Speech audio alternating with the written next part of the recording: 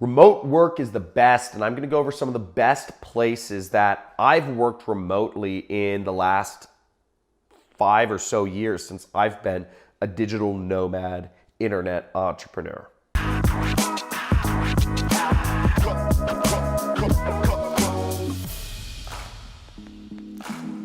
So I'm gonna get into, from personal experience, what my favorite place is and what the best places I believe are to work remotely. But I do need to give a quick shout out to Nomad List, because they have a great resource that I've used of all the different best cities in the world rated by other digital nomads to work remotely. A little bit about me: I've been an online entrepreneur since 2012, and I've traveled to over 40 countries in that time span, just working everywhere around the world. Traveling was really one of my major goals. It was the reason why I started an internet business. It's the reason I got into internet business, because it was the only business that would allow me to be anywhere in the world I wanted to be and still make money and still earn something sizable for myself. So a little disclaimer about this video is I'm gonna go over the best places in the world to work remotely, not like the actual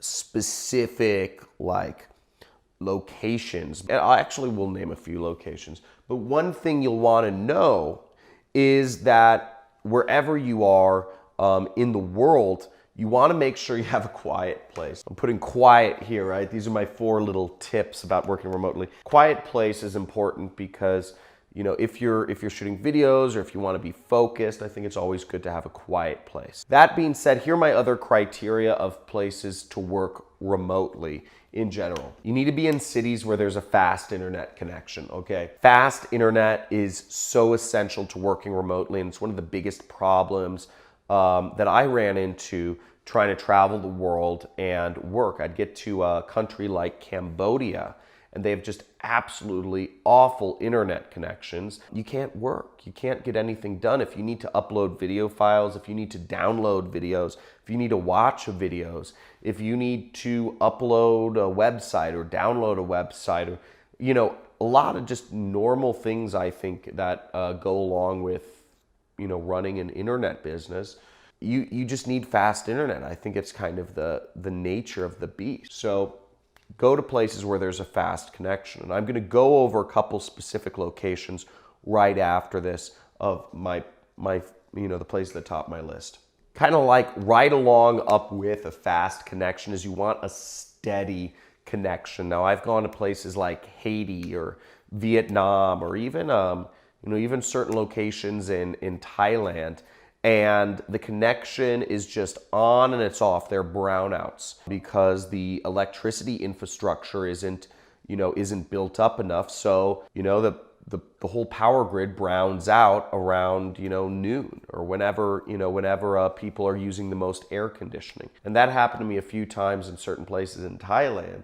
But you want to go places where this connection is steady. If you have to do a meeting, if you have to do a business call or a conference call, you can't have that call drop in the middle of your go-to meeting and, the internet's out for 5 to 10 minutes, so then hop back on and say, oh, sorry, the internet browned out here for 10 minutes, because then they're just going to say, why the heck did I allow you to work remotely in the first place? This is an inconvenience to me. So you don't want to do that. If you have a remote job, you don't want to be dealing with those issues. You're lucky enough to have a remote job. You need a steady connection. So, make sure to check the down up time and whatnot of the place you're at. The other criteria I give to working remotely is cheap. Having a cheap place to work remotely is a big benefit.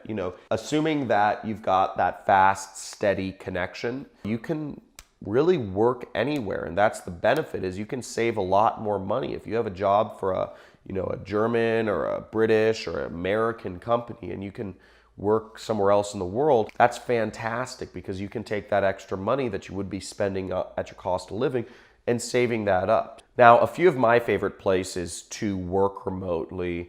The first one I would say is, Chiang Mai, Thailand.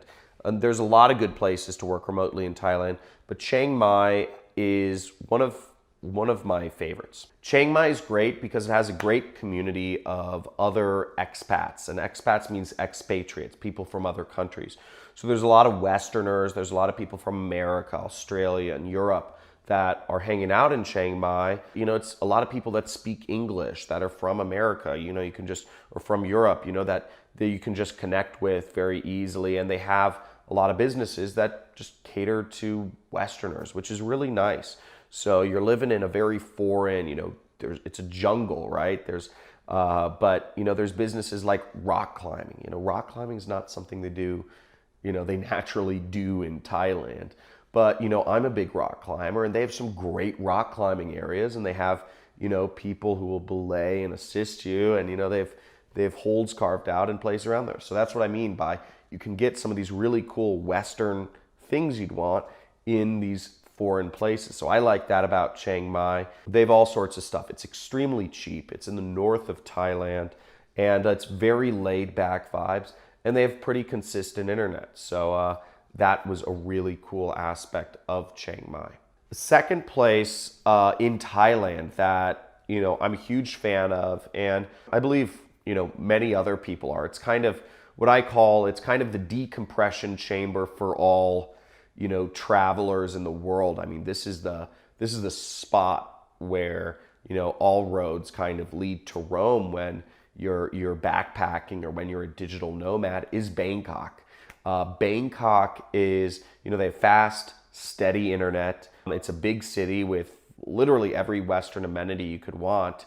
And it's fairly cheap. I mean, if you're looking for some of those Western comforts, it's not the cheapest place in the world. I'm going to go over one of the cheapest places that fit these criteria in the world I've seen in a second. But Bangkok has a huge community of, you know, Westerners that are there. They have, you know, a lot of businesses that cater to Westerners.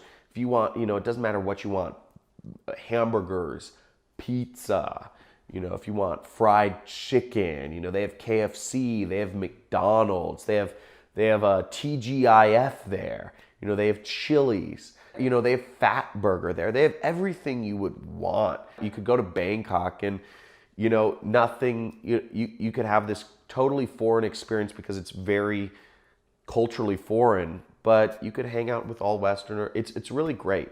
I really like Thailand. It's got so much culture, and it really blends in foreign cultures very well. Now, the third place I'll recommend is one of the more exotic places, and it's extremely cheap, but they actually have really good, steady, fast internet. They have a good community of expats there, and they have really cool culture. I mean, it's really, and just beautiful countryside. You know, the city itself isn't that nice. It's Medellin, Colombia. And I was in Colombia. I stayed 3 months in Colombia when I was traveling. And, you know, part of it was, you know, I took a 6-week kind of intensive on salsa dancing. You know, I wanted to learn the Colombian style of salsa dancing. It's a little different than the kind of like straightforward way. And that was really fun. You know, for me, I'm very like, you know, left-brained thinking. So I'm trying, you know, I wanted to learn how to dance to like get me out of that. And I also really enjoyed their kite surfing, and I went on some jungle excursions. And Colombia is really great. And as I said, a lot of Americans live there. There's a huge community of Americans that live in Colombia. I'd say Costa Rica, Panama, and Colombia are like 3 major hot spots for Americans outside of the US. So that goes into my 4th place, which is Costa Rica. Costa Rica, massive community of Americans, very open-minded, self-conscious or conscious, you know, a lot of conscious entrepreneurs. A lot of people run companies down there, you know, and hire people. So there's a whole community down there, and there's all the Western amenities you want as well, if that's what you want. You know, if that's not what you want, cool. But if you want your Heinz ketchup, you know, go for it. You know, if you want your nice medical care, you know, it's there. So you can get all this stuff in Costa Rica. Costa Rica is a great spot to check out. And the 5th place, the last place I'll throw on this list, is probably one of the coolest and one of the least known, and they've got a great internet connection, and it's Taghazout, Morocco. It's this place on the seaboard of Morocco. It's inland from, I believe it's somewhere close to like Marrakesh or something. But there's this co-working spot called Sundesk. Sundesk, Sundesk, and it's run by a German woman. She was a traveler, she was a digital nomad, and she wanted to settle down, start a business, and she started this great co-working spot that has really fast internet connection, and there's great surfing all along the coast. Okay, it's like Morocco is a surfer's paradise. There's so many Germans that come down from Germany and surf there. It's like insane. I never knew how many Germans there were in Morocco. There's more Germans than French in Morocco, and the French used to own Morocco. I don't know how that makes sense. But it's a great spot for surfing. It's also a great spot for kite surfing, which is one of the reasons I was there. And they've got all these amazing like hidden valleys and desert oases around there. It's so freaking beautiful. I went on a safari in the Sahara Desert. There's this big line of mountains called the Atlas Mountains. You cross over these mountains and you're in the Sahara Desert, which is this huge desert that spans all of Africa. And we rode around on camels, and I stayed in tents, and all of this was like 2 hours away from Tagazout. You're in a completely foreign, it was so awesome, and it's so amazing and very foreign. Don't have a lot of Western amenities in Tagazout, but you have what you need, and you have very fast internet. So I really loved that place. Now, if you found this video helpful or informative in one way, let me know what was the best either tip or the best place that I named that got your interest the most in this video. Make sure to like, subscribe if you'd like to learn a little bit more about how you too can work remotely. And if you want to learn what I do for a living, I'm an internet entrepreneur and have been for since 2012. There's a link in the description which includes a free training so you can learn about what it is I do to make money for a living.